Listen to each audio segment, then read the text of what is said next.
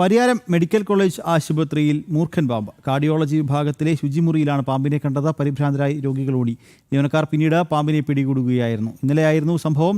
വിവരങ്ങൾ നൽകാൻ മിഥുൻ പിള്ള കണ്ണൂരിൽ നിന്ന് ചേരുന്നുണ്ട്. മിഥുൻ, പരിയാരം മെഡിക്കൽ കോളേജ് ആശുപത്രിയിലെ ശുചിമുറിയിൽ മൂർഖൻ പാമ്പിനെ കണ്ടെത്തിയിരിക്കുകയാണല്ലേ?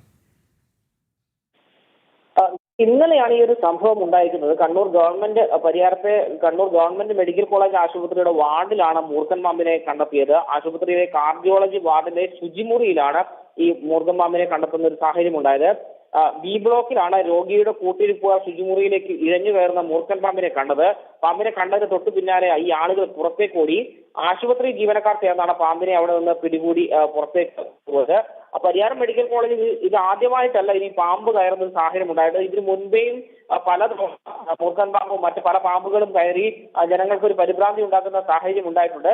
അന്നൊക്കെ തന്നെ ഈ സ്നേക്ക് റെസ്ക്യൂവർ വന്നിട്ടാണ് ഈ പാമ്പിനെ പിടികൂടി കൊണ്ടുപോകുന്ന ഒരു സാഹചര്യം ഉണ്ടായത്.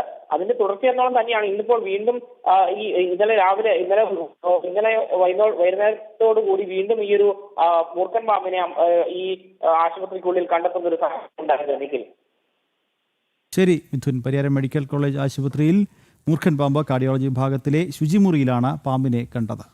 വിവരങ്ങൾ നൽകുകയായിരുന്നു കണ്ണൂരിൽ നിന്നും മിഥുൻ പിള്ള.